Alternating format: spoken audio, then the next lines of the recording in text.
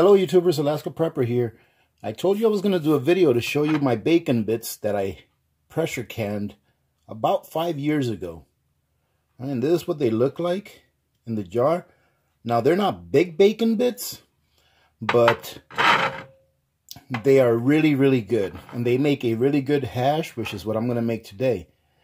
The time has come also, for those of you who have been with me for over a year, if you remember, a year ago, all right, 2019, February, I went ahead and made a batch of ghee. And I kept one of the jars not pressure canned. And I showed it to you guys here a few months ago. I showed it to you to show you that it was doing well. I normally pressure can my ghee whenever I make it, just as an added layer of protection. But I've always read and heard that ghee does not have to be pressure canned and that it will be shelf stable for a very long time. And when I say a very long time, I mean like more than a decade. Although I don't have an example of decade-old ghee. That's just what I've heard.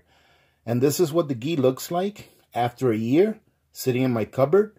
Now those little brown spots there, they're just little bits of solids that got trapped in the ghee. Nothing wrong with it.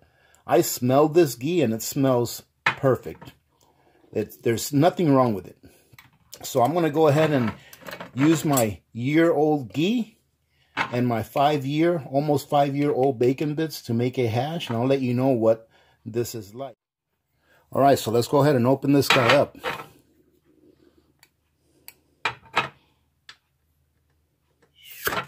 Now, you heard that nice suction in there? Let's give it a smell. Oh, and it smells perfect, ladies and gentlemen. It really does. And look at that. It's nice and crumbly.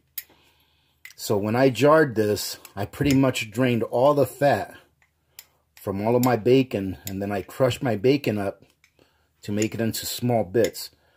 These are finer than the ones that you would find at the store. But the reason for that is because I used thin cut bacon. I didn't use the thick cut bacon to make this. It was thin cut bacon.